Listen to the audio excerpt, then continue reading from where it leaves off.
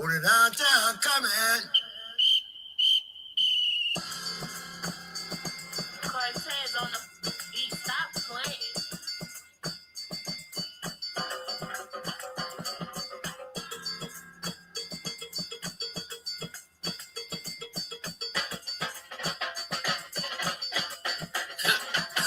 I'ma drink till I can't no more. I'ma smoke till it ain't no more. I'ma party till it ain't nothing. Midnight to morning sun, do it all over again. I'ma drink till I can't no more. I'ma smoke till it ain't no more. I'ma party till it ain't nothing. Midnight to morning sun, do it all over again. I ain't a hard up drinker, and my girl ain't either, but tonight I'm getting too up bad. I'm ball hopping, night crawling with my paper in New Orleans, talking ball town for town. They said them downtown niggas can't hold their liquor. I can smoke like a fighter chick. She said them 9-wall niggas what she need in her life. I think them downtown niggas get away. I'm in the 6-walk, pour it up. I'm in the 7-walk, tour up. You from the 8-walk, roll up. I think them downtown niggas get away. Downtown coming early in the morning. Downtown coming early in the morning. Only downtown coming. Only downtown coming. Only big reservation. We talk about downtown. We talk about downtown. On the Monday grab morning. We second line jumping. We bobbing and weaving. We jumping and hollering. On the Monday grab morning. I'ma drink till I can't no more. I'ma smoke till it ain't no more. I'ma party till it ain't nothing. Midnight to morning sun, do it all over again. I'ma drink till I can't no more. I'ma smoke till it ain't no more. I'ma party till it ain't nothing. Midnight to morning sun, do it all over again. I'm early Mardi Gras, morning jump fresh and jump on it. Came out to see the Zulu King. I'm in the spirit, little nigga, drinking liquor, and the churches hit the tone, purple, gold, and green. They said you're way too turn. I said no such thing. I'm about to smoke whatever I got left. She said them 9-wall niggas what she need in her life. I think them downtown niggas get away. I'm in the 6-walk, pour it up. I'm in the 7-walk, tour up. You from the 8-walk, roll up. I think them downtown niggas get away. Downtown coming early in the morning. Downtown coming early in the morning. Only downtown coming. Only downtown coming. Only big reservation.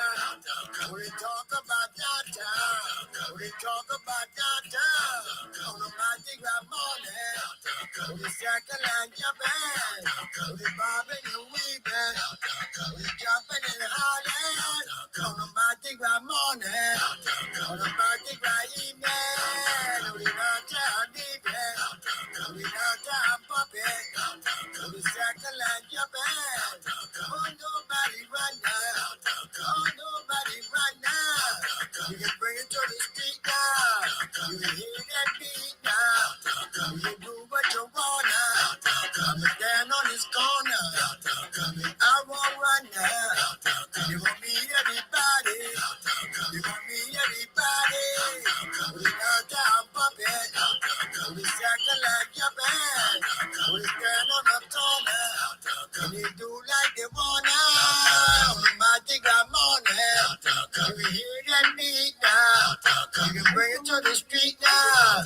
Oh, nobody run now. Oh, nobody Hey man, run this now. is Junior the Truth, man. Mr. Ohio born player made, man. The black gentleman, aka Mr. All Hustle No Luck, man. This Money Power 4. This is Kurt Sugar. What it is, y'all? We back. Host of the show, Terry. Get Off Your Chest podcast. I got the fellas with me in the building. What's going on, everybody? It's your boy CJ. Get It Off Your Chest podcast. Let's get it. You already know what it is. It's King Rhino 27. Hey, this Chop Marcus Corley. 78 Sports TV here. Salute to the mighty LDBC, Lions Den boxing community. For those who don't know, now you know, and you tuned in to Supreme Beast. Supreme Beast. Supreme Beast. Boxing talk, man.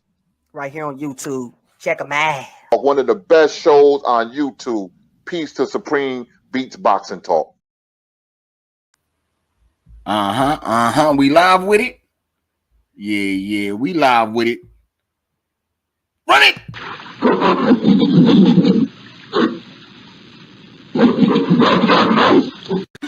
Brought to you by Usual Suspect 6. Say a couple of 100 yards down the road, I gave myself 50-50.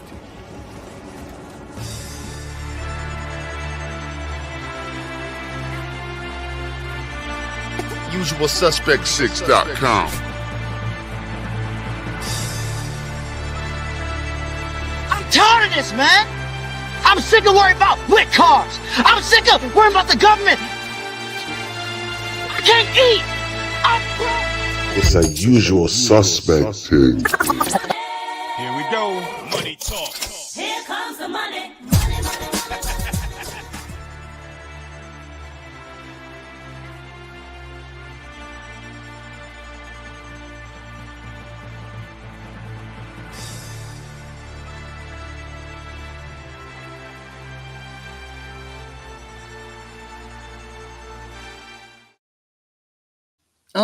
What it do? What it do? Supreme Beast Boxing Talk, man. We on the Beltway with it. You know what I'm saying? You know what I'm saying? Salute to all the family that's sliding in the building early. You know what I'm saying? Everybody that ran the Friday playback back. Definitely appreciate the love. Okay. Let me scroll up. Let me see who we got in the building, man. Salute to the queen, man. Tay, the real queen of MMA and combat talk. What it do, Tay? You know what I'm saying? Salute to my brother Justin Jacobs up in this thing, sliding through, showing love. Who else we got? We got Craig L, Mr. Get It Off Your Chest podcast. Hey, Craig, man, I might have to come over there, man. Come holler at you, man. It's been a minute, man. Me and K might have to come over there, man. Come do something. For sure, man. Salute to the queen, Shawala Ya. You know what I'm saying? What's happening with it, y'all? What's happening with it, man? My brother Joe Townsend up in this thing. Big Joe Townsend, man. Hey. You know what I'm saying? Okay, we got to leave Cunningham up in this thing, put some kakalaki up in here, man. Okay, to leave. Okay. You know what I'm saying? We got the beautiful Cameron Fields up in here, man. What's happening, Miss Fields? What's happening with it? You know what I'm saying? We got my brother, D-Man Jr. You know what I'm saying? Dope man. Yeah, that's me. You know what I'm saying? Uh-oh. There she go. We got Queen 71, the shooter, is on deck in the building. You know what I'm saying? Watch out there now. You know what I'm saying? Watch out there. I got my brothers in here. You know what I'm saying? We got KG up in here. We got our fella up in here. You know what I'm saying? Fellas, I'm gonna need y'all to do me a favor. I'm gonna need y'all to hold me down real quick. I gotta go to the door, man. Our fella, man, tell the people about your day. What's going down with you?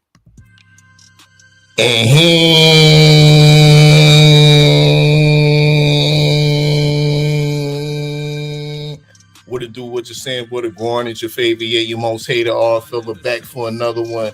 Pull up, we bullshitting on the Beltway. Smash that like button, share that stream. Damn right, it's a usual suspect team. Indeed, salute to the chat. You know, dig, salute to the usual suspect 6. Y'all know what it is. Make sure y'all shop usualsuspect6.com. Make sure y'all tap into usualsuspect6.com for all our latest boxing rankings. You know, dig. My day was low key. It was a regular work day as such, but you know what I mean? It wasn't, you know, when you give an honest day's work, this wasn't one of those days. This was a dishonest day's work that was produced or manifested on this Monday. But it is what it is. I'm here to work and I'm here to cook this evening on the Beltway. You know, dig. The Beltway hasn't been closed up. You know what I mean? It was a little bit of traffic, but we on the Beltway most definitely. Make sure y'all smash that like button as you fall on in. 50-50 tickets have been a little slow for this raffle. So make sure y'all get your tickets up. You know what I mean? Cash App, $ usual 50-50 for your chance at half the pot next Friday. You know, dig. We also got the other game going down, Find the Boxer, where 1 out of 54 boxes has the missing boxer. It's your mission to find that boxer by purchasing one of the boxes for $20. You know, dig. Once again, Cash App only, $ usual 50-50. You know, dig. But KG, how was your day?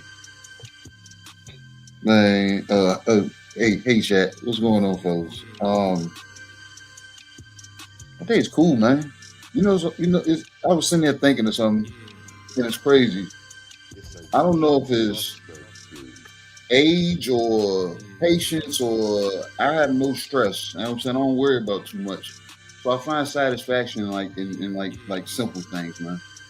You know what my newest satisfaction video I watch now? What's that? Carpet cleaning.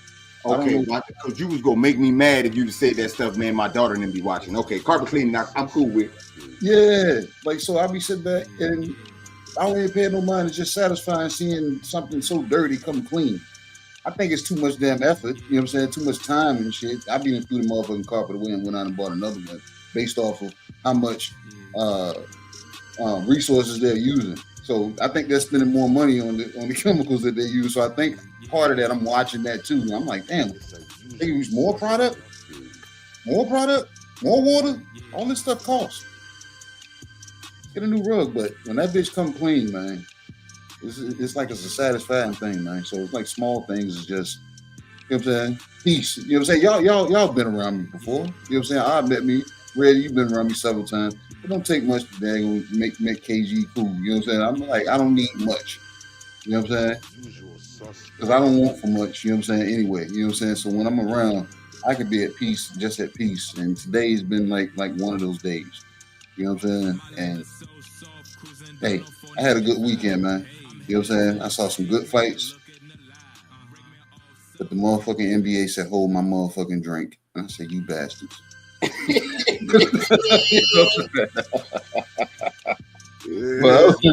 yeah, I had a good weekend because, like I said, it was a good weekend of fights. And then, like I said, my day was just pretty much just chill. Okay. I thought you was gonna tell me that you watched them videos of the white dudes surviving in the snow, just making igloos and all that other shit. Propane tank. My daughter. Oh my God, man, she been. Hey, I fucks with that. Yeah, she been on that shit heavy. I'm like, man, nobody want to see this, man. Shout out Survivor, man. I got to put her on to the two dudes in the damn in the no. See, that KG, I can watch that. And shit. I can watch that. Those videos different. That's what I've been trying to put her on to. You know what I'm saying? Like, stop watching this dude and watch them. But what else I seen on YouTube? I seen a dude that said I was a waste of time. Try to invite me to his spot. I'm gonna say this, and I'm gonna leave it alone. You know what I'm saying? If I'm a waste of time, you don't need to make a video about me. Just do your thing. Just do your thing. You know what I'm saying? Don't press record. I didn't know I was segueing that. Don't waste your time. You know what I'm saying? Don't waste your time. Press record about me. Just do your shit. You know what I'm saying? You don't gotta invite me. You don't have to invite me over there. I'm pretty sure the brothers feel like how I feel. We was doing good last week, today, and we're gonna be doing good tomorrow. We straight. You know what I'm saying? Do your shit. You know what I'm saying? Over there. And we over here, you know what I'm saying? Rocking it all out because it's the usual suspect tech. You know what I'm saying? You know what I'm saying? I believe that alone, because I ain't a good tennis player. With, you know what I'm saying? My brother told me. So, yeah. As far as my day go, I had to deal with some bullshit today.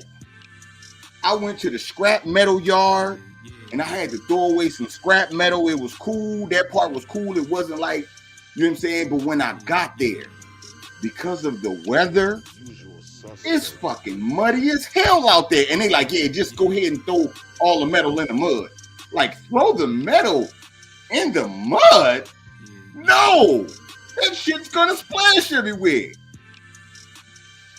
So I had to spin the first part. Well, not me.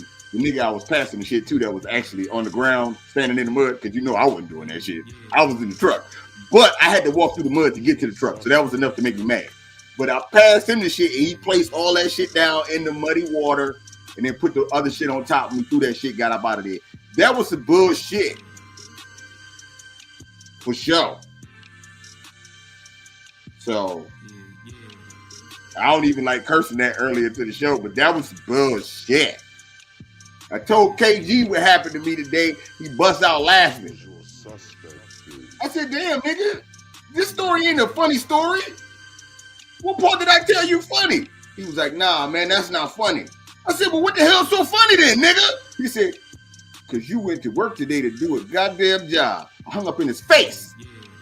I ain't talked to him till I sent him the link. Saying that shit to me. But I'm here though. We made it. We made it. We made it.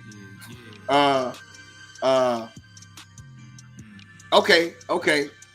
I guess we could get off into what everybody been talking about. Everybody been talking about it. It's been an NBA trade that's shaking up the sports world. I feel you international. This is an international player. I'm going to come to you first. What's the word around the globe been talking about Luka being traded to the Lakers for Anthony Davis? The unibrow. Yeah, it's a bit of a shock over here as well. You know what I mean? I'm definitely a huge trade in the NBA when you're dealing with two players of that caliber, and when you're dealing with the franchise like Lakers, like the Lakers, they have such a storied past, and of course the so-called collaboration and you could say the CEO partnership that LeBron has with the franchise, the perceived partnership that LeBron has with the franchise, it speaks volumes to where the franchise is going in the future with regards to LeBron James and his future. So yeah, it was a very shocking trade. However, most of the sentiment coming from it is that it's a terrible trade. And I kind of sitting back and looking at it from outside looking in, I don't think it's that bad of a trade for both teams. And here's why. AD's been playing some of the best ball he has in his career. He actually has been in the last couple of years somewhat reliable and not injury prone as he once was when we seen him on the likes of the Pelicans. I'm just being real with that. But since he's jumped over on the Lakers and whatnot, he's been playing some career ball. It's very known that AD don't like playing the 5. He don't like playing that center position. And going to Dallas, he'd be slotted in a position in that four slot where I feel he feels more comfortable, where he wants to play at the 4. He wants to stretch out the court a little bit more, playing a little bit of a stretch 4. So that's a good look for him. Kyrie will have more attention and more duty on the ball himself. So it in that sense, to me, it works out. Then in the sense of Doncic going over to the Lakers, it may not make all the sense of the world with regards to how LeBron and Doncic play. They both have similar styles of play. But this is more, I think the Lakers did this as something for the future. LeBron's not going to be here forever, and he's not going to be able to lead the team for, decades on. He's already, I think, exceeded his superstar life expectancy with the club. You know what I mean? So it's only a matter of time, whether it's this year, next year, or maybe the year after next, where they would have to start figuring out who's the next incumbent, who's the heir to the throne, who's going to be the one to carry on the Lakers franchise. And they deemed Luka the right guy for the job. You know what I mean? Coming to sunny LA, coming into the center of entertainment. Can't forget, this ain't just sports. This is sports and entertainment. You know what I mean? So they're looking at Luka to make him to exceed his superstar status over there in Hollywood with one of the biggest marketed teams across the globe in the Lakers. So it makes all the sense for both teams. And I think it benefits both teams in a way. But that's my take on that. Okay. This is gonna be good. KG, you usually say you don't pay attention to basketball until playoffs. So what you got on the trade being heard around the world, man? Salute to my brother Jay Good sliding through showing love. What's happening with it, Jay? ATX 41 red hashtag TWT in the building, man. What's happening with it? Go ahead, KG. My bad. I caught wind of it when Stay Ready said it. So when he said it, I started them, you know what I'm saying, as Arthur would say, doing a little soft digging, you know what I'm saying? And I was like, I didn't know how to really feel about it initially, but then I started them letting it digest a little bit, and I said, if AD can stay somewhat healthy, you know what I'm saying, like our fella, you know what I'm saying, has put out there and said, I think this works out good because we get an Uncle Drew sighting. You know what I'm saying? He's going to be there, you know what I'm saying, feeding his man, and if he's going to be stretching the court out like that, we might damn get a dynamic duo out of a big man and a damn point guard. You know what I'm saying? On the back end of the rest of the season. Luka, on the other end, I understand what I said about something about being as far as the future, and I can see that, but Luka has gained weight every year since he's been in the league. He's a fat boy. So therefore he catches injuries because of, you know what I'm saying? So if they can't manage that out there and get him in check with that, the LA fan base ain't too kind. So watch them be quick to blow up the second that, you know what I'm saying, he can't keep up and he ain't playing proper defense.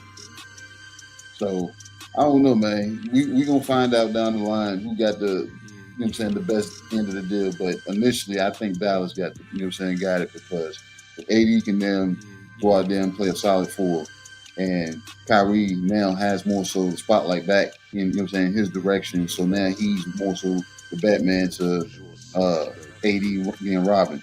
You know what I'm saying, and him making him look like Batman. Because that's what Kate, you know what I'm saying, if he's there to damn facilitate, AD's going to look, you know what I'm saying, a lot better. And he's going to, you know what I'm saying, than he has even with the Lakers. But Luke, on the other hand, I don't know, man. They're going to be at him if he ain't keeping up, especially on the defensive side. But yeah, they was rude as hell for just jumping out there. Then they had other trades, 3-way trades. You know how the NBA do it. NFL don't never do them 3-4-way trades, do they? Nah. They ain't really like that. Yeah, but the NBA, yeah, they'll do something like that. And I'm gonna say this real quick. I remember a comedian said, bro, I would hate to be he said I would hate he said I would have to be the last dude to get traded because I'm the one that sweetened the damn deal. Because if it wasn't for me, none of y'all would be over here at this team. You know what I'm saying? So 5 players for one dude. I think who was that damn Ali Sadiq? Yeah, he said that. Oh man, hell no, man. But yeah, I see a couple of those trades. You see 3 people going one way, one person going here, and then some draft picks. So if somebody won't worth something, and all they was worth was some draft picks. Yeah, I seen Jeff Teague talking about that, man. You know what I'm saying? Talk about, boy, can you imagine getting traded for like $150,000? They just needed the cash. Like, nah, you better trade me for somebody. Stop playing with me for cash. You traded me for the washing machine. They traded me for apparel. They traded me for. How you feel Chicago feel right now? Shit. So yeah, I could agree with that. As far as me with the trade, I didn't believe it at first. I'm still kind of shocked. I was wondering why until I found out what KD just told you, that Luka fat. And I don't think that LA won the deal. I want to say that they did because Luka is nice. But the way he about to eat out there and the way they saying that you could do anything already, I don't know, man. I just don't know. But playing with LeBron and LeBron being a great, you know what I'm saying, that should hold his weight. If that don't, then I don't know. I know it's a lot of pressure on Luka because I found out, which is true, I didn't think about it. Every time the Lakers have went out and got a star, an NBA certified star, that star has brought that team a championship. Since like way back in the gap. So since Jerry West, I want to say. So it's a lot of pressure on Luka if it wasn't. I think Dallas won the trade because Kyrie get to do his thing and he got AD, you know what I'm saying? He got somebody that want to play defense, rebound, and then score. So I think they're gonna be good, and he playing the four like how he want. So I kind of think both teams won. We'll see how it play out, man.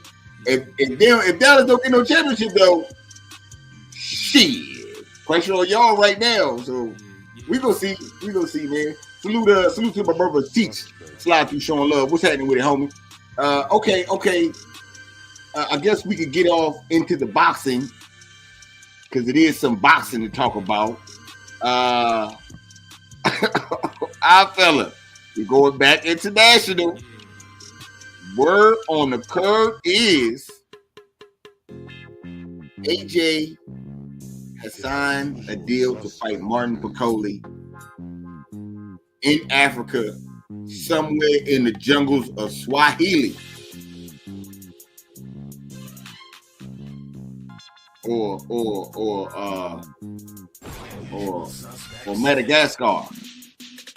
Or one of them places. Go ahead and tell me what you got, man. I don't know. First off, brother.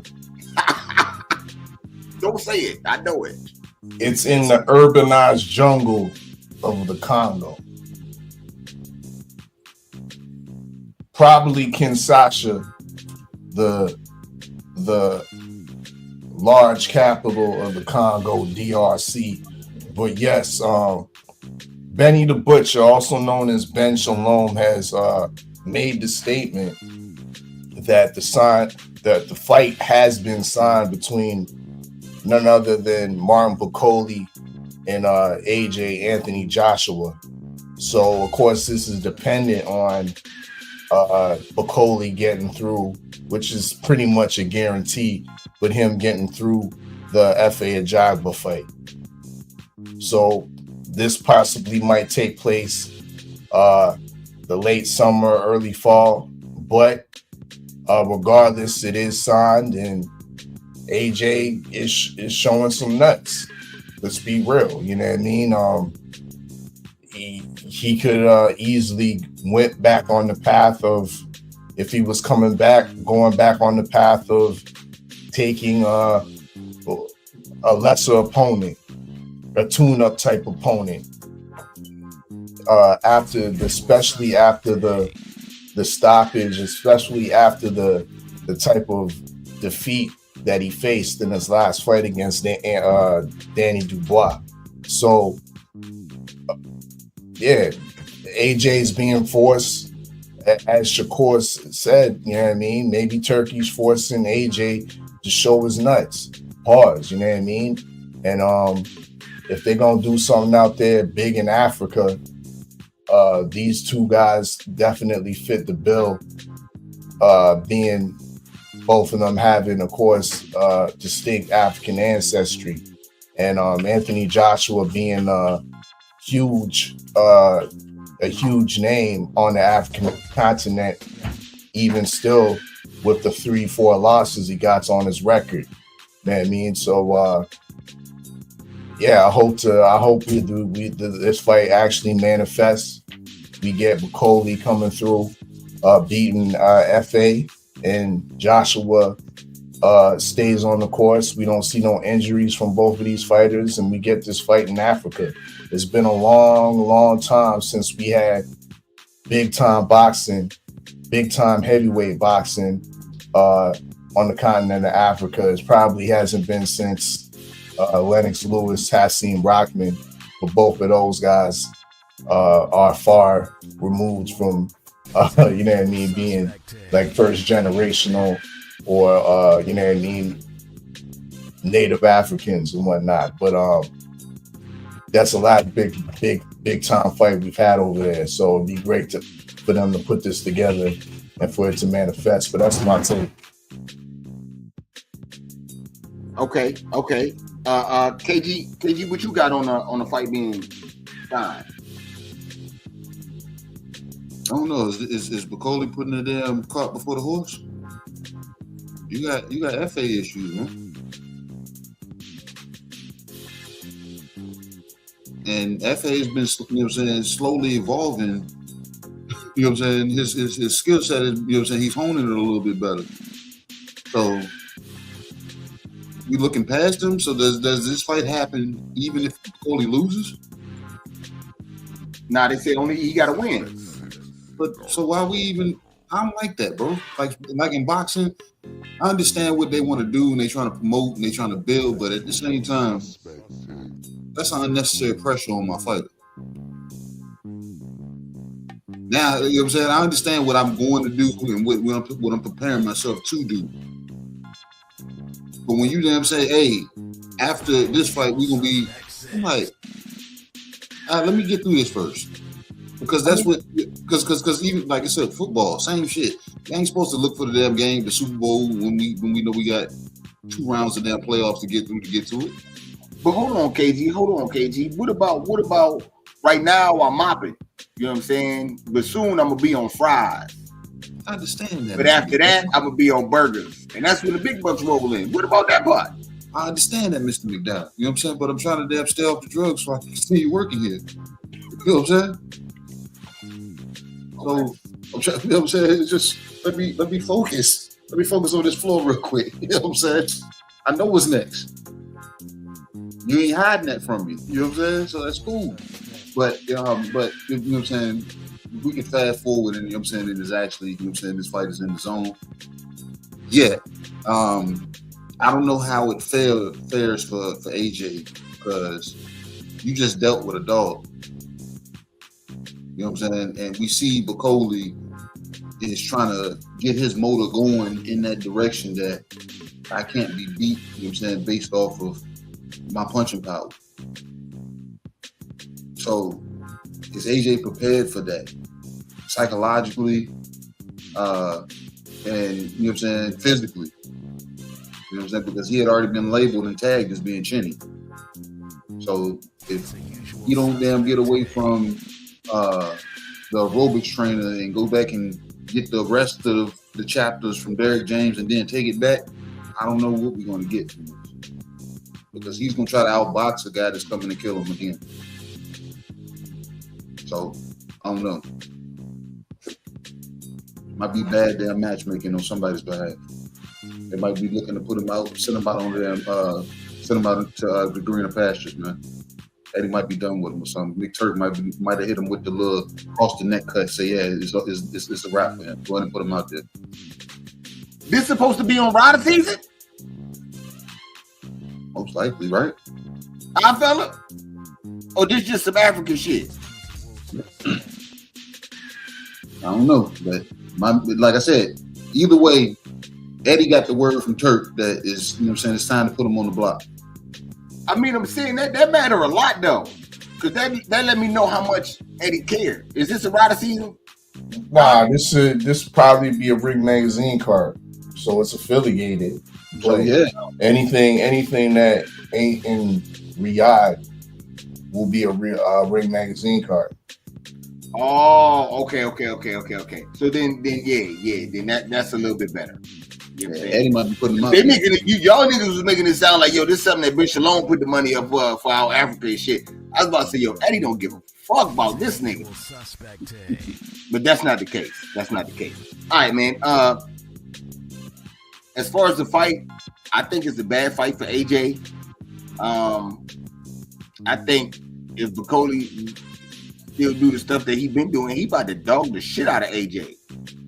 All this African versus African talk, I don't really believe, because only one nigga out of them two has an African head. The other one definitely does not.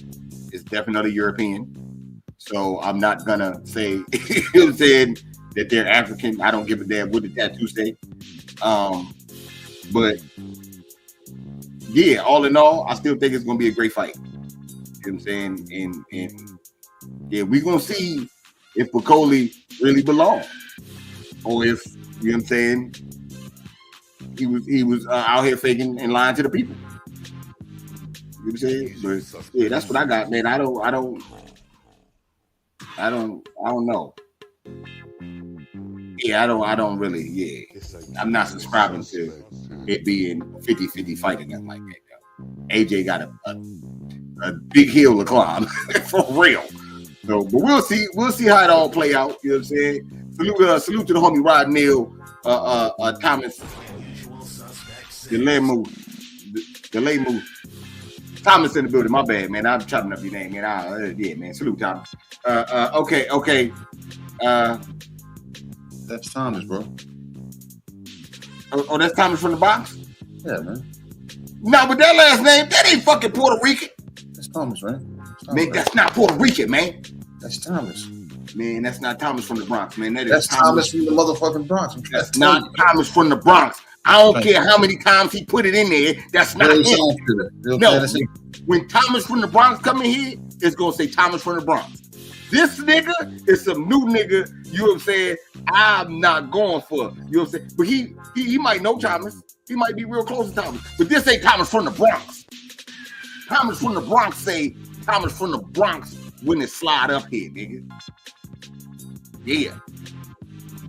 When I have the after hours channel popping, you know what I'm saying, and I slide through, niggas don't say that's Supreme Beast Boxing Talk. No, nigga, that is Supreme Beast After Hours. That's Thomas from the Bronx. Look at that nigga right there. Look at TD. TD, they in here saying you another nigga, and that nigga ain't you. That's all I'm saying. That's all I was saying. You know what I'm saying? That's all I was saying. You know what I'm saying? I know TD. I don't know that other nigga.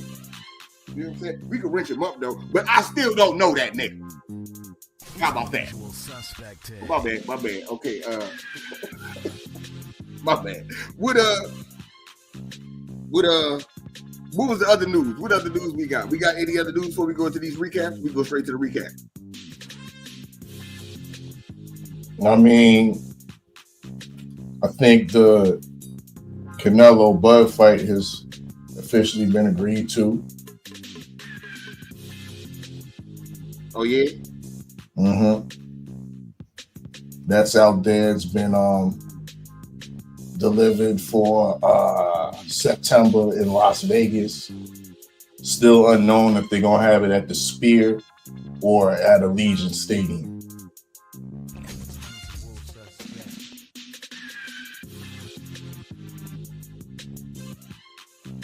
They don't. If they're gonna have it in Vegas at the Allegiant Stadium or the Sphere. Okay, let's come to the Vegas expert, because two niggas on this panel ain't never been there, but one has lived there. I don't know if you was there when the Sphere was there. You know what I'm saying? But what you got? Where should it be, KG, in your opinion? And the ain't been there since Legion Stadium been built. Oh shit! Well, what the fuck we asking you for then? Just give exactly. You asking the wrong person. We gonna think then. Let's speculate together then. Yeah. What you got there? Where would you? I think the Sphere would be like more of a spectacle. Like it'll be more so. You know what I'm saying? It's gonna be for the fields, but Legion Stadium, I think that'll be more so for the numbers. And Turk is gonna be looking for those numbers to fill it up, something like that. I don't know how much the Sphere can damn, you know what I'm saying, what the capacity is on it, but I think that'll be more so for, you know what I'm saying, the whip appeal. You know what I'm saying? That's what that's gonna be. It's gonna be eye catching. We might get a few seizures, you know what I'm saying, while that's going on. You know what I'm saying, because of how much of, you know what I'm saying, it's gonna be. Yeah, you know. But Legion Stadium, however many, you know what I'm saying, that stadium holds, whether it's 50, 60,000, he's looking to fill something up like that for this type of fight. So I would go with the big house versus the star-studded, you know what I'm saying, downtown high-rise apartment.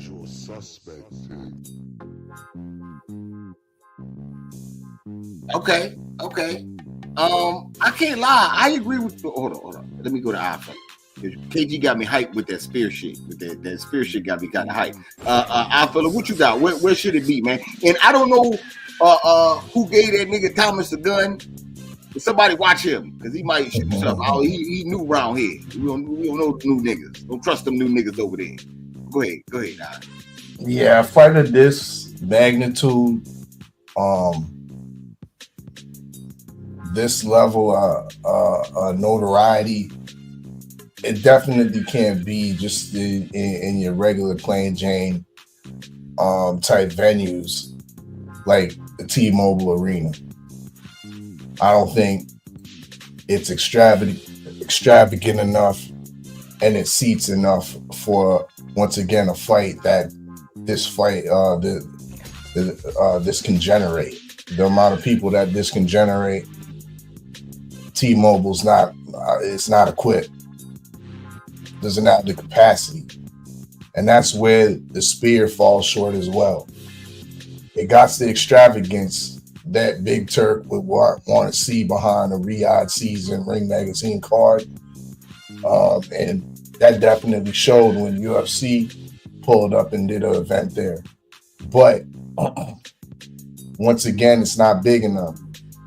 And with, I think, the 14, 15,000 seats it might have, you're talking about very, very high ticket prices.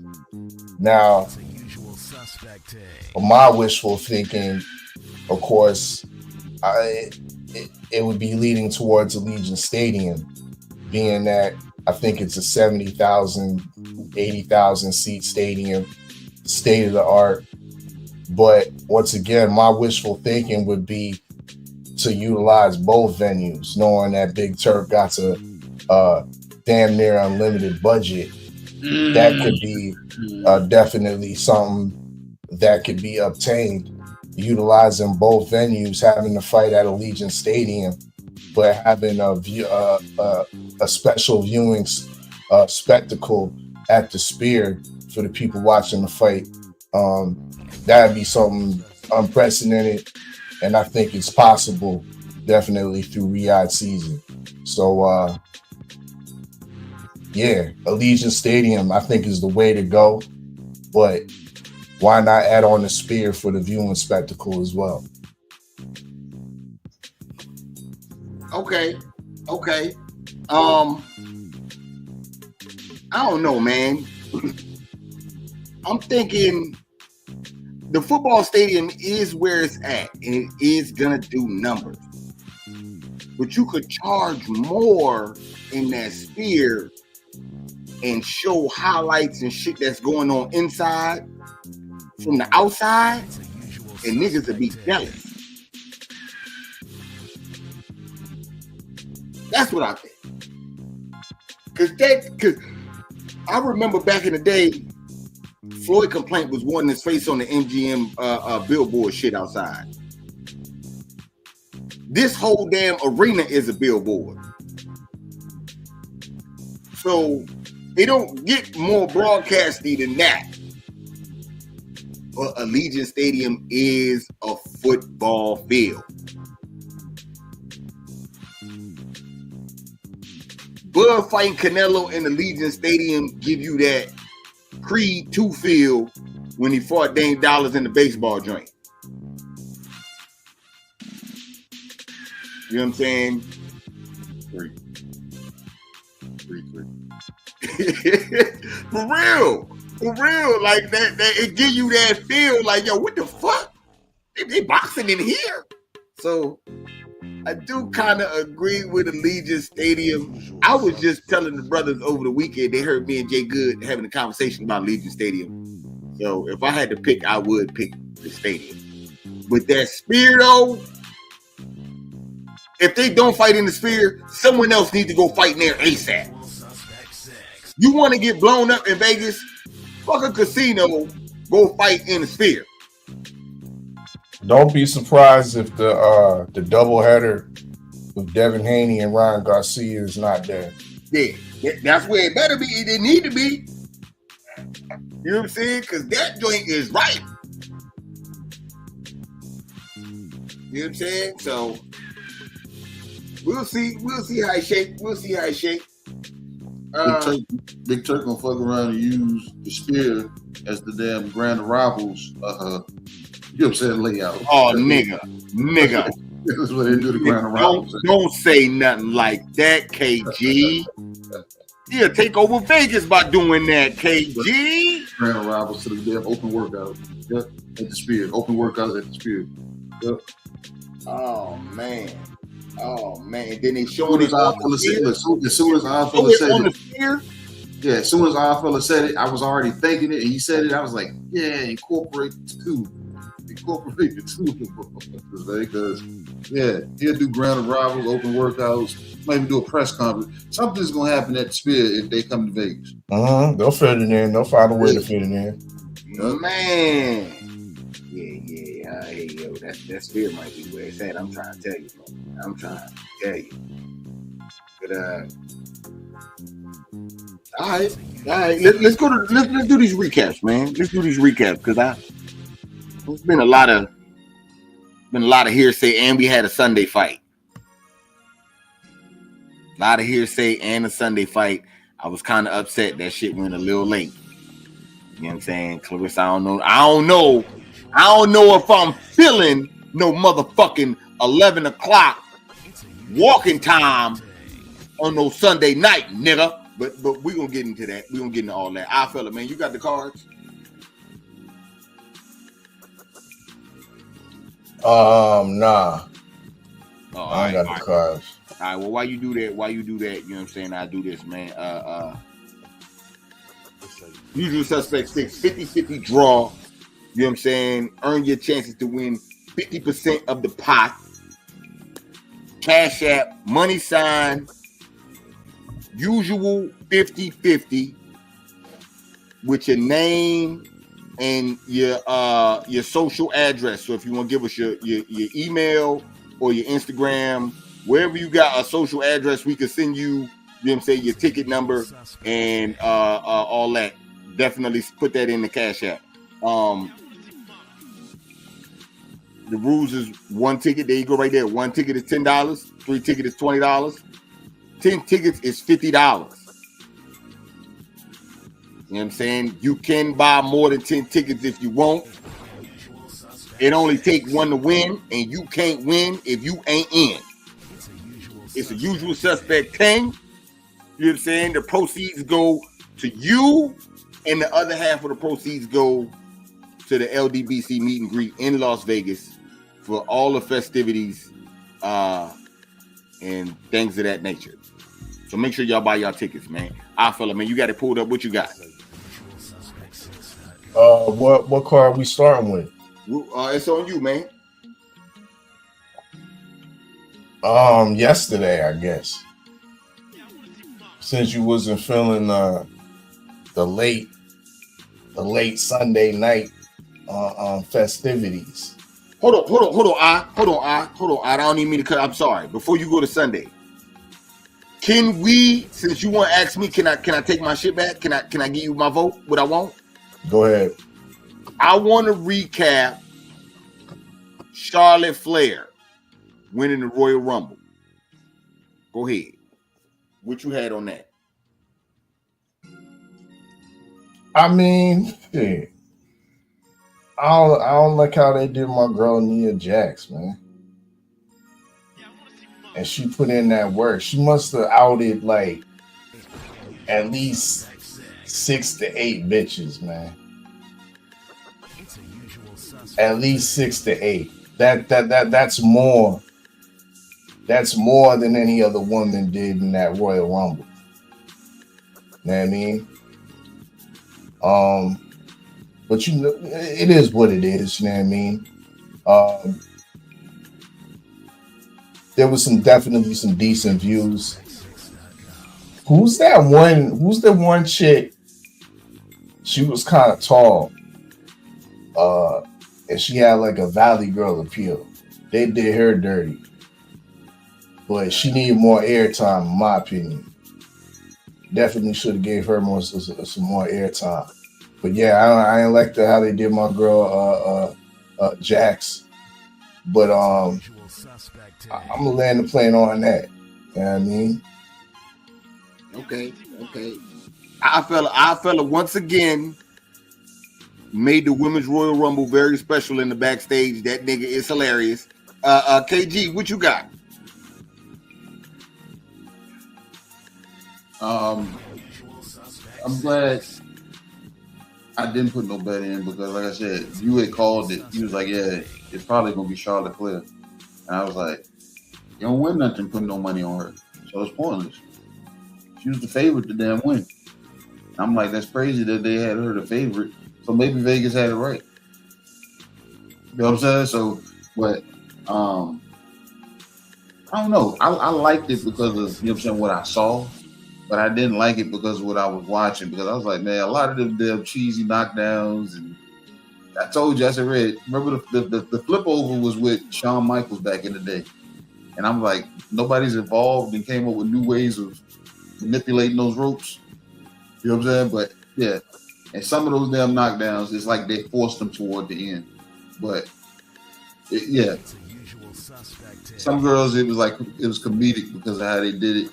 You know what I'm saying? Like the love when it was the two black chicks, Bianca Belair, her teammate, and then the big Amazon jump, and then the little jump that I was liking that got tossed out. They was all standing there chopping it up.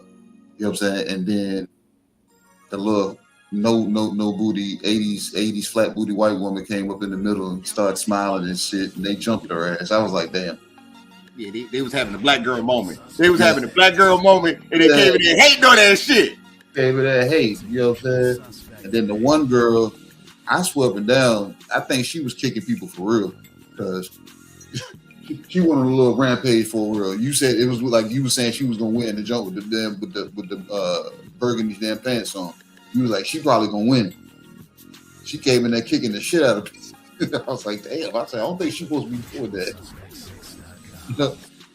But yeah, no, it was cool. It was cool. But you saw it toward the end that Charlotte Flair was gonna win because I saw her fade out. You didn't really see her too much, and then you'll periodically see her jump back into action. I don't like that lounging around shit. I think they did. The guys didn't do that so much in the past. That's the Royal Rumbles that I remember.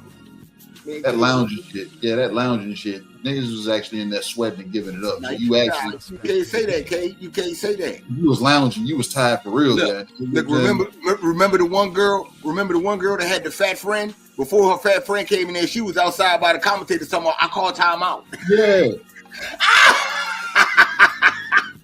What, bitch? You supposed to be in the ring. Yeah. So, what you want? Yeah, man. Yeah. Man. All in all, that joint was okay. Go ahead, my bad. I'm done. Yeah, it was cool. All right. Well, to me, I was very upset. Bianca Belair didn't win.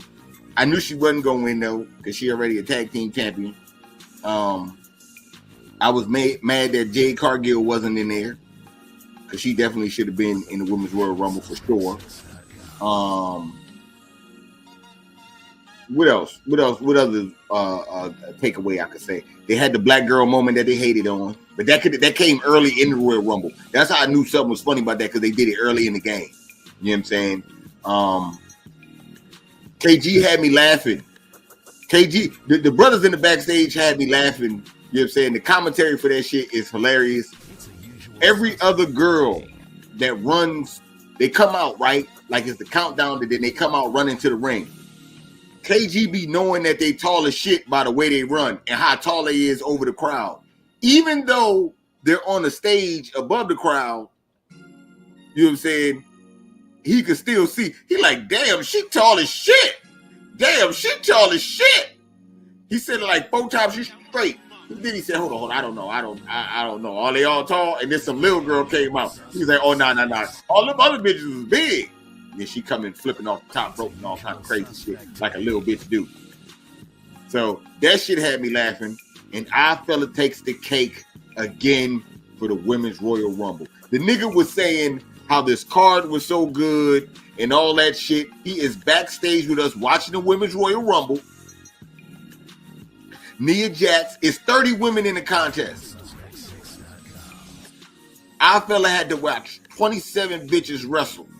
And he was upset, like, man, I guess I'll take this one, man. Man, this is bullshit. This one ain't even as good as all the other ones, man. And then 28 came out. All you hear is, Red, put on full screen. Full screen, nigga. Full screen. Put on full screen. That's the one right there. That's the one. And I'm telling KG, and I'm like, shit, she might win. Ain't nobody just gonna just throw Nia Jax's big ass about the ring just real quick, nigga. She gonna be here for a little minute. And just like I said, she got in there and started tossing bitches.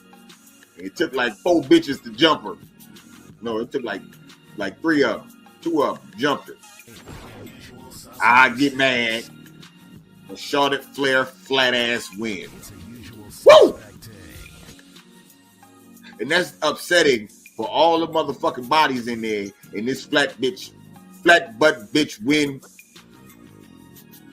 Disgusting. But it is what it is. Great fucking Royal Rumble. You know what I'm saying? It wasn't better than previous ones, but it's up there. You know what I'm saying? And I still can't wait for next year. You know what I'm saying? Joe Townsend too. Joe Townsend is hilarious. Joe Townsend too. Joe Townsend, the women start running to the ring. As they run into the ring, you know what I'm saying? KG say, damn, that bitch tall. You know what I'm saying? Our fella give his opinion if she got ass or no ass. So it's just one word from our fella or 2 words. He said, ass. You know what I'm saying? Or the bitch come in flat buddy, oh, no ass. And Joe Townsend, shit, I do need a son. I need a son. I take a wrestling son. These niggas outrageous. All in all, great Royal Rumble though. All right, go ahead. We going to Sunday, man. Go ahead to Sunday with it. Indeed. So we had the fight card in Flint, Michigan. It's not often we get to shout out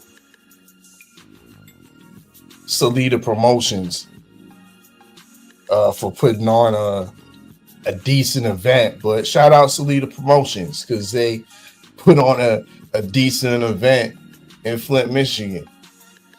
I don't wasn't feeling the undercards. You basically could have left them off the show and just gave us the main event, but because the undercards were trash.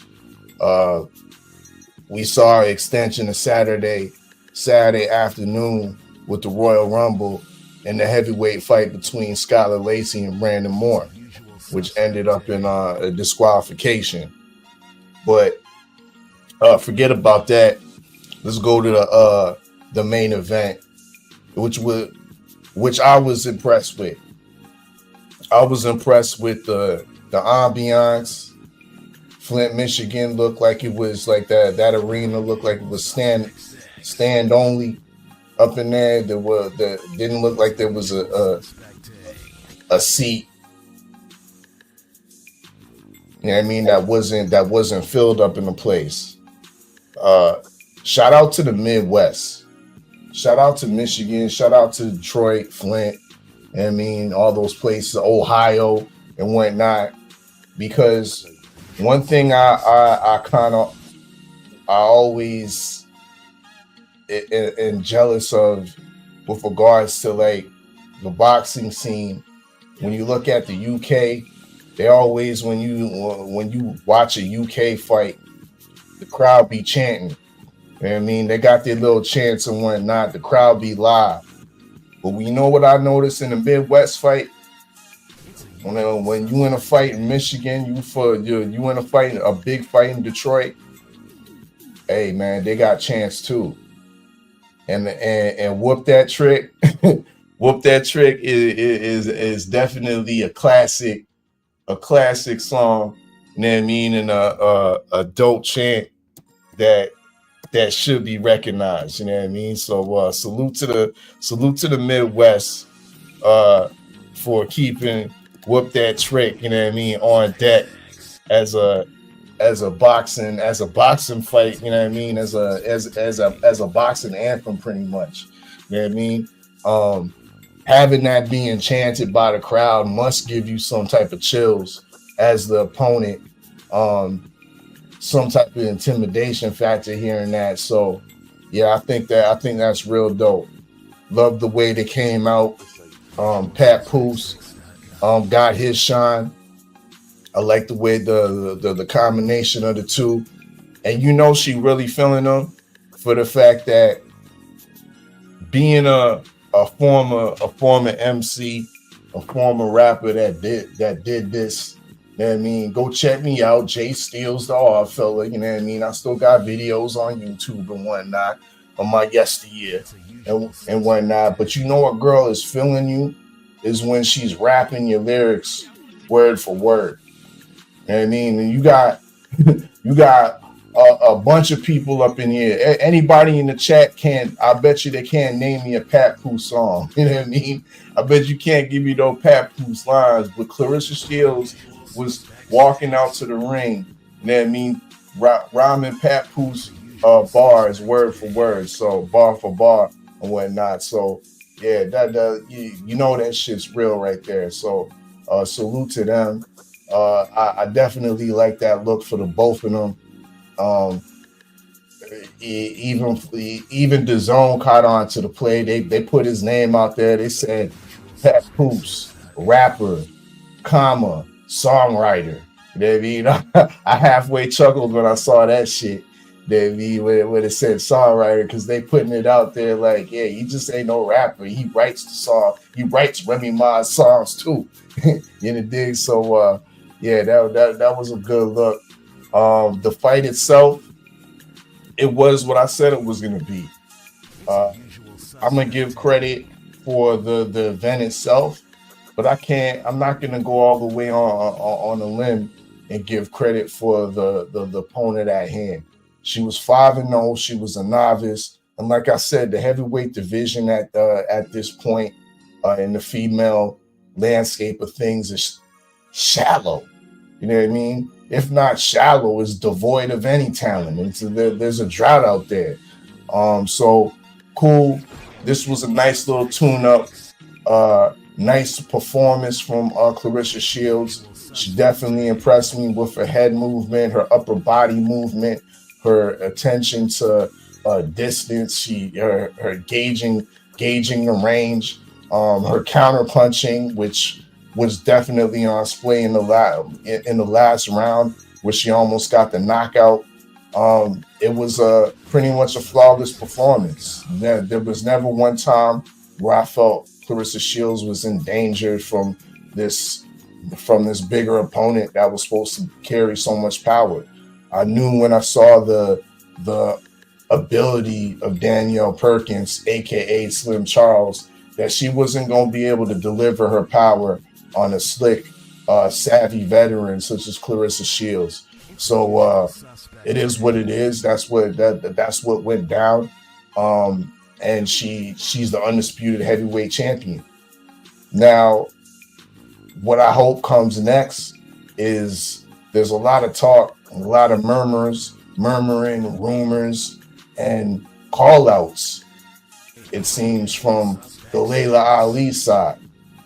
Maybe some money can be put up so we can get this mega fight, because that definitely is a fight I'm interested in seeing, even though that Layla Ali hasn't been in the sport for maybe over a decade, even though Layla Ali is 40-something years old.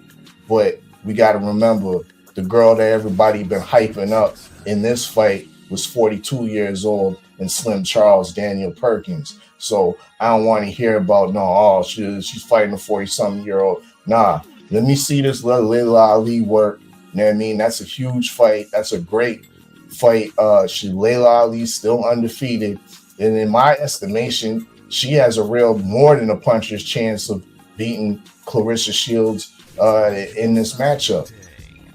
As great as Clarissa Shields has been, there's still some deficiencies and flaws that can be exploited. And just maybe, Layla Ali has that recipe for the disaster of Clarissa Shields.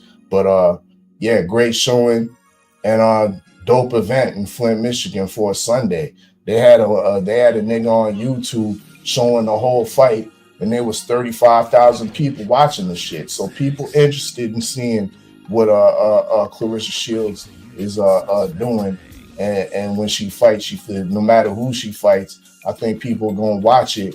Unless it's just about people knowing that it's happening. But if she gets that lineup with Layla Ali, yeah, that's gonna be something great for women's boxing. That's my take. Okay. Look, man. When this fight went on, KG made a very, very strong, convincing case. I mean, he put his ballot in and himself in, and I was so convinced. He was making everyone believe that he is for sure 2025 hater of the year. KG, what you had on the fight? What's the shiz when I did it? Hold on. Break it up. My body, my choice. Break. Yeah, name my body, my choice. He was in the damn building, man. I was like, I seen this. I was like, I arched eyebrows when I see him. You know what I'm saying? He was just a little too little crisp, man. I say, man, hey, that's neither here nor there. Clarissa Shields went out there and beat the hell out of a, you know what I'm saying, inexperienced, you know what I'm saying, old lady. So, I was watching what Danielle Perkins was doing, and I said, this lady has not been properly trained. I was like, because her arms are so long, you cannot draw your punch behind your ear and not think somebody as experienced as Clarissa Shields is not going to pick up on that. You're already slow. You're in a damn taekwondo stance, so you can brace yourself for what's coming back at you. So that's cool, but throw your straight punches. You can't pull them behind your ear, because the punches that she caught Clarissa with, we seen them jolt her body. We seen, like, if she could have been more so, you know what I'm saying, efficient with it, I think the fight would have been, you know what I'm saying, a lot tougher. But once Clarissa realized that this lady, you know what I'm saying, really was inexperienced that way, certain punches she couldn't avoid. But once she started them delivering, man, she started jumping in and playing the bigger fighter. You know what I'm saying? Showing her veteran savvy. So somebody said it, if this lady was 15, 20 pounds lighter, she would have been knocked out. But it showed that, like I said, what I was speaking on Friday, I said this lady's an athlete. You know what I'm saying? So her being an athlete is what kept her pretty much not knocked out and not going all the way to the ground. She caught that punch, went down and stood up. Anybody else would have been flatlined. Because, and I wasn't capping when I said it, that was the best punch of the damn night. And it's not because she dropped her from it, but when you go back and look at the replay, the way Danielle Perkins stepped into the punch and Clarissa was already turning it over. You know what I'm saying? Best punch of the damn night, and it happened to drop it later. So Clarissa, in my opinion, she does a lot better at the heavyweight division, because I think the extra weight is keeping her down, so she's not coming off the ground smothering herself. So her base is a lot more solid now. So I think heavyweight division, all this talking about going down and going, I think this should be her home, and she needs to be putting the pressure on her promotional team to start telling people to start breeding and grooming other big bitches for her to fight. Because I think this might be her home for her to start going on the knockout streak. So shout out to Clarissa for doing her thing. I'm a hater because I don't like her personally. You know what I'm saying? But she do her thing in the damn ring when, well, in my opinion, more so now, because I think she maintains distance a lot better. She's not smothering. So it took me to see her at heavyweight to understand and respect her a little bit more because she looks better to me at a heavyweight division versus being at the lighter weights and just overwhelming her opponents. Okay. As far as me, I don't know. It was an okay fight. Danielle really didn't know. You could tell it's levels, and she was like a couple levels underneath for sure. The only thing I think that sealed the fight off and made it something to talk about and made it lit is that she dropped her ass right at the end of the fight. What KG would say is the best punch of the fight, which probably is the best punch of the fight. So to close out like that really did it. The hype up going into it, you know what I'm saying? With Papoose being there and all that other shit, that shit was cool, hilarious. The weigh-in, Clarissa did the weigh-in right with them yams out, you know what I'm saying? Yeah, all in all, everything went real good. I can't get mad at none of that shit except that motherfucking bullshit co-main event, nigga. I was so pissed. Now you can't hype me up with these two big ass heavyweight niggas grabbing each other in a fucking presser and shit, and the nigga ain't stopped grabbing. The nigga got the wrist with gloves, nigga. Grab him and hold him, and after you grab him and hold him and grab him. You know what I'm saying? What's going on out here? Nigga tackled the nigga out the ring, broke the table. And my man's crawled back in, put his hands up, nigga, to win it. Ding, ding, ding, ding, ding. Only way to fucking entertain me with that bullshit. Don't ever put them niggas on no motherfucking card again. Fuck wrong with y'all. But yeah, Clarissa shut it down, though. She shut it down. All right, what we got next, huh?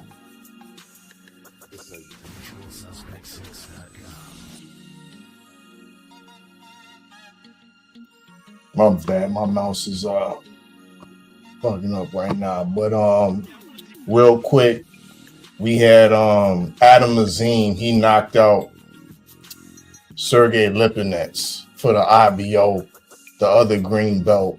That was at 140, the super welterweight division. Once again, Adam Azim got the knockout in the 9th round. Definitely looked sharp. Looked very, very skilled with his ability to keep distance. Lipinets was on the front foot, looking to charge at him, but the jab was rapid fire. Adam Azim seems to have a good level of how to pot shot fighters that come in or charge or blitz. So good victory for him. And now he calling out Dalton Smith. The definitely the UK fanfare is looking for that Dalton Smith Adam Azim fight, and we'll see. You know what I mean? He is currently promoted by Benny the Butcher. He's on Boxer Promotion, so we'll see how it goes. It seems Benny's been kind of reluctant to put him out there against Dalton Smith, but we'll see how it goes in 2025. I think somebody got to eat crow for this fight because it was a pickable fight. That's me. I'm saying, go ahead and do the thing, man. That's me. Oh shit, damn, and act. Yeah, because I picked for him. Yo, this the last crow of the day though. This the last crow of the day. This the last pick'em. So I don't want to hear this nigga say nothing about he on the streak because he on the 1-0 losing streak. Put some of that on the plate here.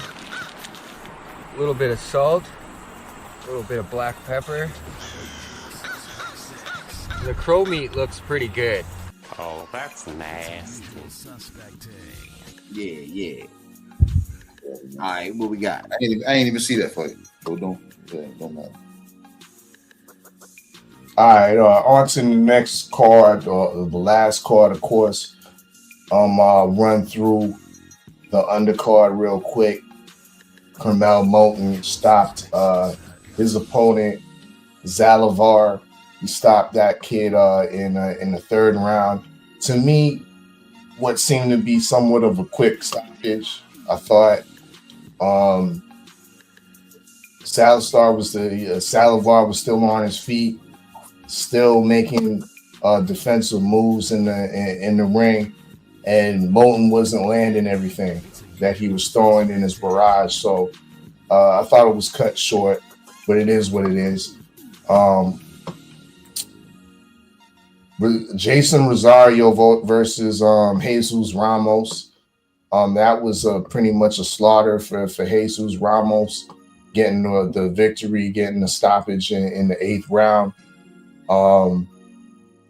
That Rosario did put in a good effort. Like I said, when I saw him at the weigh-in, it's as ripped as I ever seen him. He is coming off of a decent performance against Jared Hurd in that draw, which arguably some may say he won that fight.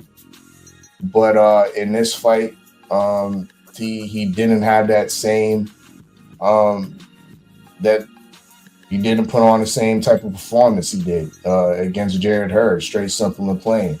And I don't know if it was as much as if it was him or if it was more so that Jesus Ramos is on the upswing. You know what I mean? He's learned from his lesson, his loss from Erickson Lubin, and has made easy work of Jason Rosario at 160.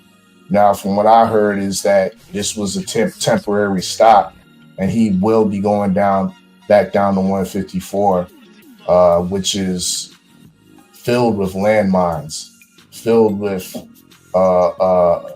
sharks in that deep pool at 154. So, in essence, it was a good victory for Jesus Ramos. Good name to have under your resume, a former champion, a former unified champion at 154, a guy that necessarily wasn't all the way washed, still competitive, but you now put him in that gatekeeper status. So good win for Jesus Ramos Jr. Okay. KG, what you got, man? What you got? Jesus versus Turtle Man. Turtley. What's his name? Banana Turtle. Ah. He got a shell, but you know, if you hit it, the turtle stomach is real weak. He said, "Que paso, hombre?" How you say turtle in Spanish? I don't know, man, but that nigga said, hey, man, I ain't see what Jesus was doing, man. Came out there and put his hands and feet all over me, man. Can't believe it, man. You know what I'm saying? You think I want to be pimping your little skinny ass at the back of this goddamn Caprice? I'm gonna find somewhere to lay down. You know what I'm saying? But I'm gonna keep trying to. Yeah, the referee didn't even know when to stop the fight. It was confusing to everybody, baby. But no, Jason Rosario got it down. You know what I'm saying? He ain't got it, man. You know what I'm saying? He didn't been into too many too many battles, in my opinion, man, that he didn't get some shit beat out of him, man. So, and not literal shit, but shit, man. He just, yeah. And Jesus came out there and did what he was supposed to do, bro. Dog walk a motherfucker that's gonna allow you to beat on him. And you gotta save people like that from themselves. So Jason Rosario, somebody in this camp need to tell him, say, man, we need to either just go seek them DR tomato cans, because this ain't it. You know what I'm saying? It ain't. It's a usual suspect Damn. Y'all cruel out there in them streets, boy. And to me, Jason Rosario is the same Jason Rosario he always been. He pretty much consistent. Jesus came in there, you know what I'm saying, and laid hands on him. Hallelujah. You know what I'm saying? How do you say hallelujah in Spanish? I gotta brush up on my Spanish so I can say shit like that. You know what I'm saying? But yeah, he whipped up on him. it wasn't really too much to talk about, man. You know what I'm saying? Next fight, man. Next fight.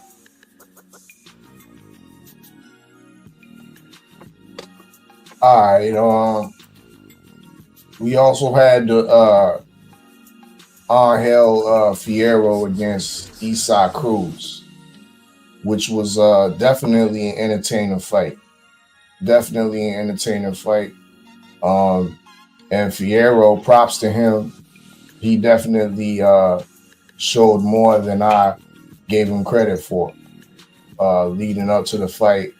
I wasn't really paying to this fight too much attention before the lead up, but I estimated that this was supposed to be a showcase fight for Isaac Cruz, and it turned out to be a war. It turned out to be somewhat evenly matched.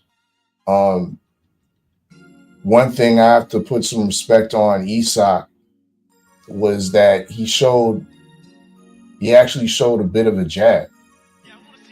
There was times where I saw Isaac Cruz throw a triple jab to get on the inside and get his work in. I think the major problem with Isaac Cruz is finding at this higher weight class at 140 is that he's just too small for the weight class, and his power, which was definitely affecting people at 130 and 135, it isn't the same type of power at 140. So the multitude of shots that he was landing against Fierro was able to absorb that and actually get his off as well. You know what I mean? So a great fight. I thought it was scored for the right man. It was, but definitely a close fight, and I think it might be somewhat of a wake-up call for Cruz that maybe you need to go down in weight, being a little 5'3" motherfucker up there at 140 with these guys that are like 5'7" to 5'10", you know what I mean, and probably walking around at 170. Maybe you need to go back down to 135. You escaped one with this one, you know what I mean? But that's my take on that. Okay. What you had on do we need to even talk about Pitbull? KG, you want to talk about Pitbull? If you do, what you got? Pitbull lost that fight. I think they didn't want Fierro to mess up the script, but Fierro won that fight, bro. Pitbull, everything the eye fella said, Pitbull looked like that early. Double and triple jabs. I was like, damn, I even called it out one time. But it got to a point in that fight, I don't think they were prepared for Fierro to then still be there. And I start seeing Pitbull go on a decline, and it was no alternative. All I seen him do was wash, rinse, and repeat, keep pressing forward. But it wasn't like what we saw in the main event. It was more so that Fierro was able to you hit him, and he was throwing just as many punches right back at you. And his were cleaner to a certain point that you were missing. That, you know what I'm saying, your height and your reach started to show itself in certain points of that fight. Because when you got into exchanges, Fierro's longer reach would put you outside and have you swinging at the air. So I'm not going to say there was a robbery, but at the same time, go back and watch that fight and tell me how many rounds Fierro won after round 5. Fierro won that fight. I hate to say it, man. Pitbull didn't win that one. And our fella's right. He needs to go ahead and get back on the stricter diet and come on back down to 35. You know what I'm saying? Because 40 ain't going to be it, because he's going to get in there with guys that actually know how to utilize jabs and stay away from him. He's going to eat a lot of punches. It's a usual suspect. Yep. So, nah. Okay. As far as me, man, that fight was trash. People keep saying that was a good fight. They was going back and forth. I ain't see no damn defense. All I see was two niggas keep hitting on each other. So I ain't really like it. And man, Cruz is a hype job. Pitbull Cruz is a hype job. And they showed that to you last night. So whatever. That's how I feel about that. But what we got next,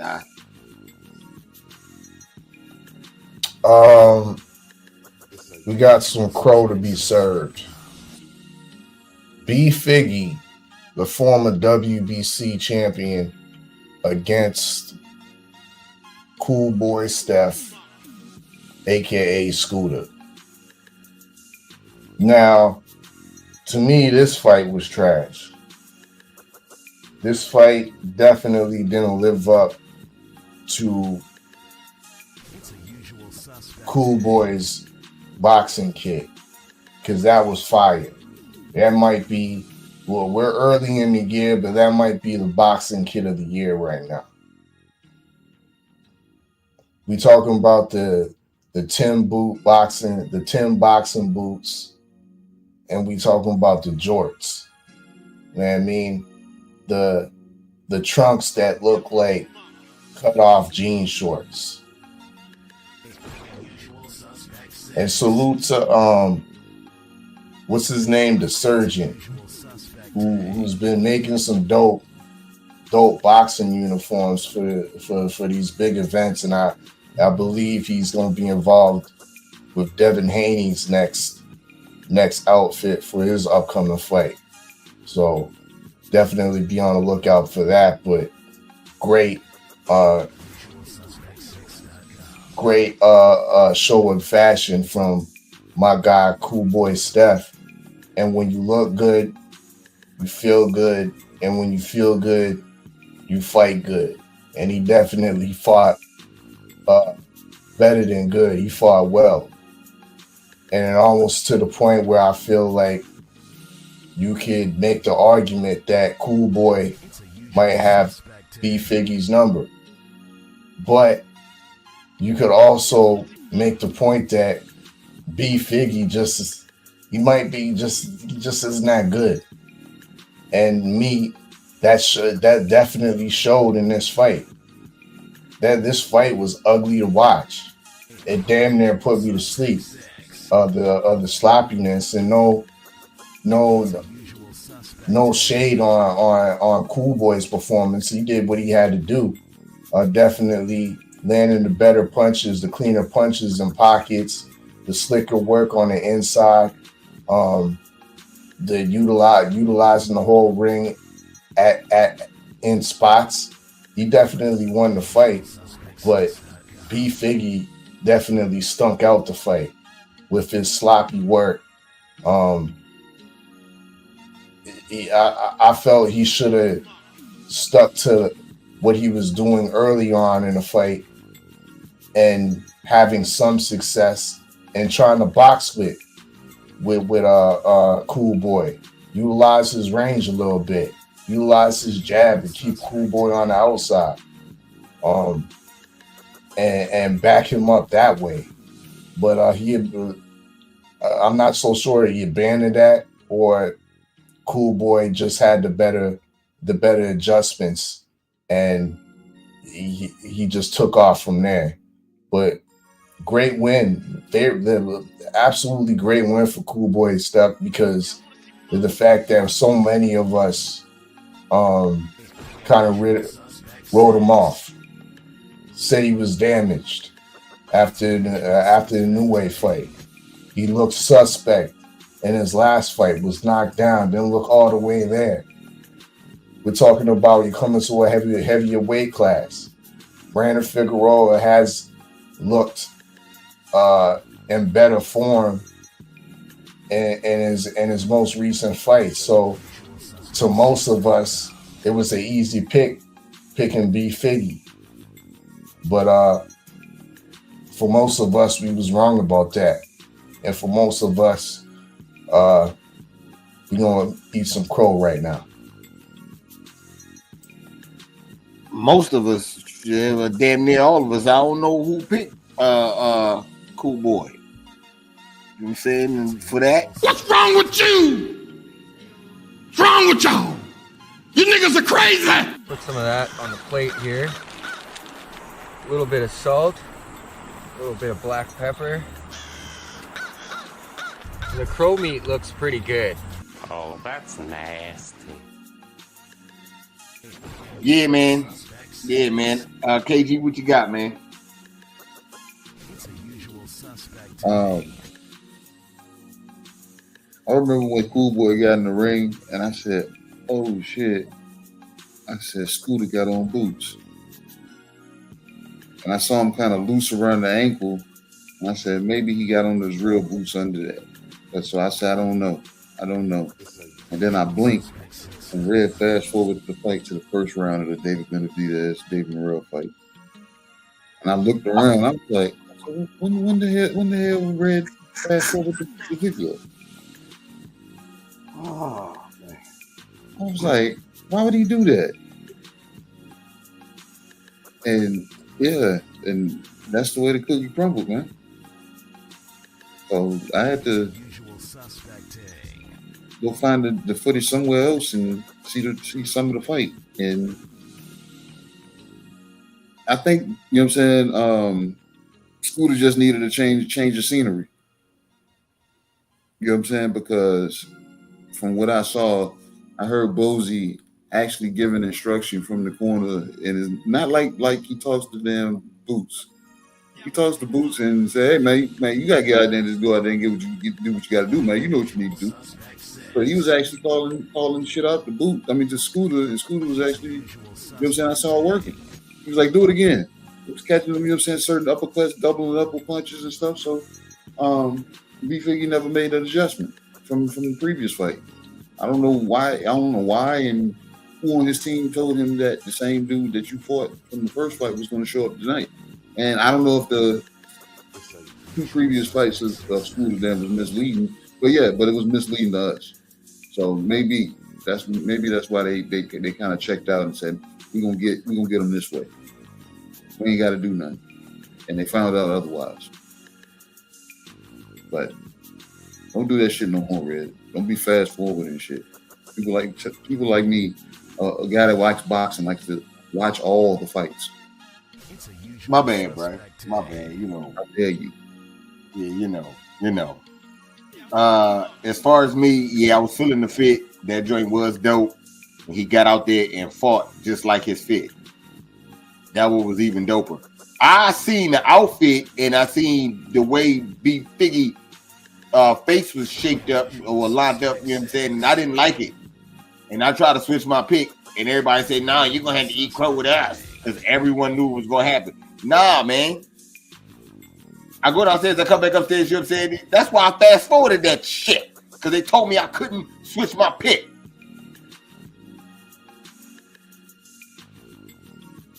Had me mad in there. But it's all good though. It is what it is. I ate the crow.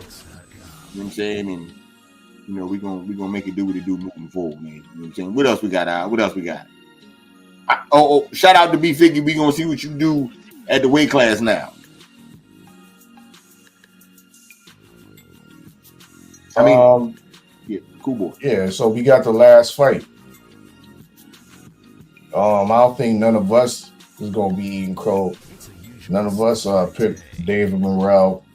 Where the hell is Mahar at? Where yet? Oh shit! Yeah. He said, "I'll be there. Don't worry about it. I'll be there." Yeah. He out on Mahari. Somebody text Mahari and say they're looking for you, Mahari. Where you at? Yeah. He ain't asking for the link today. He ain't asking for the link today, though. Send me that link. Yeah, he was talking real green. Send me that link. See how that work? Boy, go hide. But anyway, my bad. Go ahead. Great fight. I'm skeptical before I get into the actual performance between both boxers because there are some points I want to hit. it definitely looked good on TV, but I'm not all the way sure if it was a sellout crowd. It definitely, once again, it definitely looked good on TV. There is speculations that it was about 12 to 13,000 up in there to watch the fight. So that's good, but at the same time, I must say that PBC did a disservice to this fight and fight card for having it at $80 and having that $80 at that, not promoting it as an $80 fight card. That's weak to me. But I'm glad it did do well at the gate, or it did have the perception that it did do well at the gate. The fight itself definitely lived up to expectations. I feel it wasn't lacking. There was definitely drama throughout all 12 rounds. And we learned some things. The first thing I learned is that Morrell does have that dog and he does have that grit in him. He was heavily tested. The pressure with the pressure tonight, or the pressure on Saturday night of David Benavidez, and he didn't wilt. He didn't falter. He might have dissipated a little bit, I would say, with his usual style of fighting, but he did fight back. He did put in what I would say a championship effort. Another thing I noticed is that we need to put some respect on Benavidez's defense's name, because his defense was actually better than the guy that we perceived to have a great defense in David Morrell Jr. A great defense coming out of the Cuban boxing school, but what I saw was something very basic. See, Morrell Jr. had, to me, a basic high guard. Ronnie Shields was in the corner pleading with Morrell Jr. to move your head, move your upper body, but Morrell wasn't really doing that. He was on his back foot, but on his back foot comfortably in front of David Benavidez, using a lazy high guard that at times David Benavidez was able to just flip down the glove to land his hooks. Brush down the glove, the glove, his high guard to land his hooks. Why? Because his high guard is basic. It's not even active, as opposed to the active guard, the active high guard of David Benavidez. That it doesn't stay, his guard doesn't stay in one place. It adjusts as the punch comes, as there's different trajectories on Morrell's punches. Benavidez's guard will adjust to where that punch lands. David Benavidez is moving and slipping punches now, subtly moving his upper body, rolling with the punches, slickly moving his head. He showed a better defense than David Morrell Jr., which ultimately I think won him the fight. In addition to his already come forward pressure like breakdown style that at points I was thinking was going to get the job done, but that's where the questions got answered of Morrell's grit, dog and determination. You know what I mean? So great victory for Benavidez. He showed that he can box a little bit. He still utilized his come forward come forward style, breakdown style, and he dealt with a tricky guy that was in his prime, that was undefeated, and had all the confidence in the world that he was going to do his thing. But unfortunately to me, Morrell came up with the wrong game plan. I said in the keys to the victory, he needed to be more of an agitator and he needed to dance. He wasn't dancing. He was there comfortably, once again, comfortably in front of David Benavidez. David Benavidez wasn't having a hard time finding David Morrell Jr. Too much machismo. He should have been dancing and should have been making it hard, making it uncomfortable for David Benavidez, and he just didn't do that. But now I'm looking forward to seeing the prospects of Benavidez up against a guy like Beterbiev.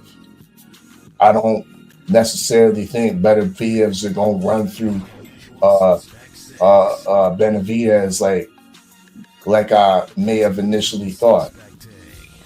Now what I see is that it might be one of the greatest fights we ever see between Beterbiev and Benavidez, because they almost got similar breakdown styles, except I think David's more active.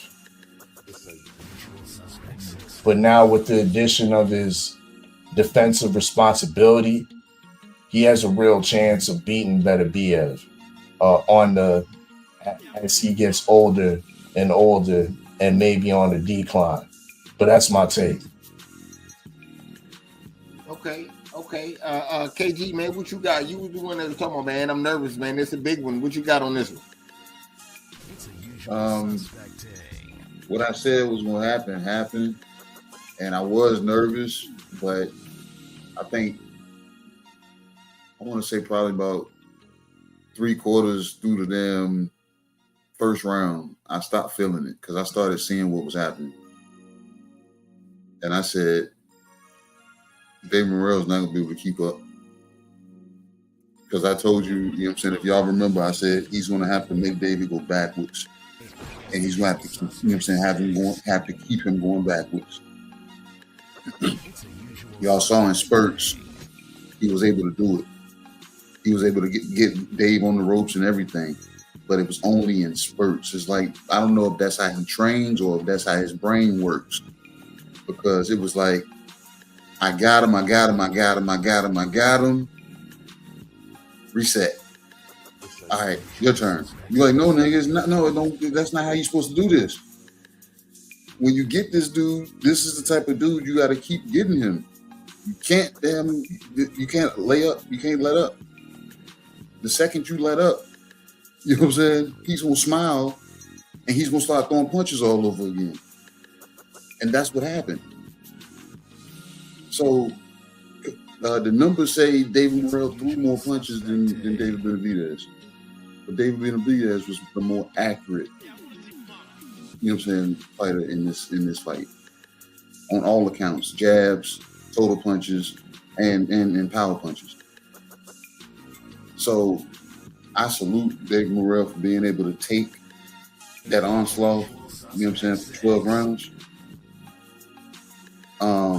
But some of those, you know what I'm saying, some of that stuff might have lasting effects, you know what I'm saying, because it was a lot of square punches and that defense was weak, like our fellow was saying. But this man possesses the skill set that he's crafty enough that he was able to, and he has the punching power. But it turned into, I'm get back. It was just to keep Dave off of him so he can breathe for a second. And all Dave would do is smile and come back to do the same thing all over again. He was like, yeah, you said this is what you wanted. You said this is what you wanted. You've been asking for this. You got here. Ronnie can't fight for you. Were you prepared to deal with this damn dog that came here to damn eat? And I'm going to eat regardless how much you hit me. And if you don't hit me and make me go backwards and keep me there, I'm going to keep trying to get your motherfucking ass. It's a wrap. Where is my heart? Where is my heart? You know what I'm saying? Because like I said, Dave Morrell goes forward. If he studies this game tape and realize what it really takes to be at the top level of the damn division, or, you know what I'm saying, say that you want to be that dude, you really trying to be him, take something from that and get back in there and, you know what I'm saying, bust up a few damn, you know what I'm saying, I ain't gonna say lower level guys, but get back there and get back to it, because that should have brought, this fight should bring something out of him. It should. I hope so, because they gain something from every fight. So going forward to whoever wins, Bivol or Better Be, everybody damn is on notice now that Dave is a nonstop damn machine that you have to press, you know what I'm saying, press backwards and make him constantly go backwards. And if you don't, you in for some shit.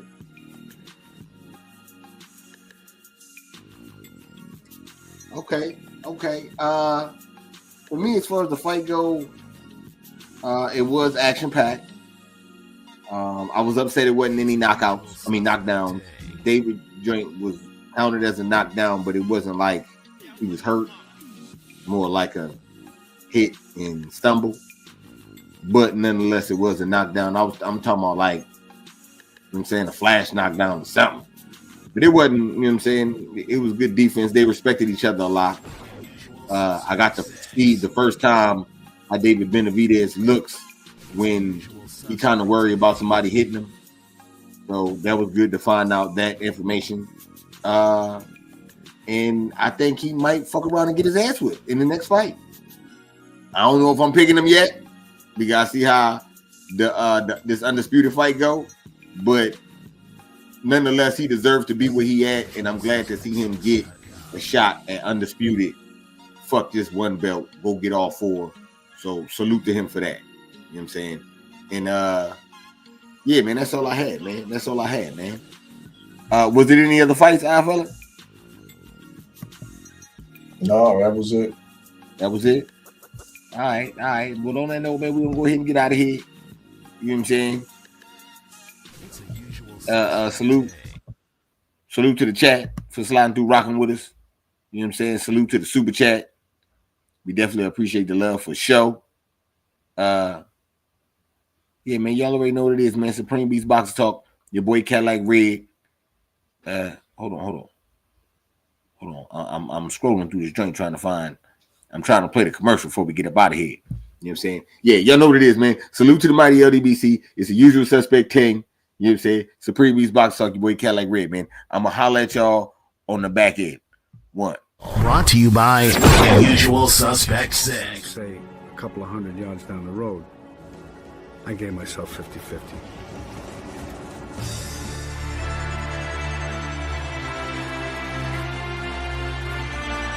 UsualSuspect6.com.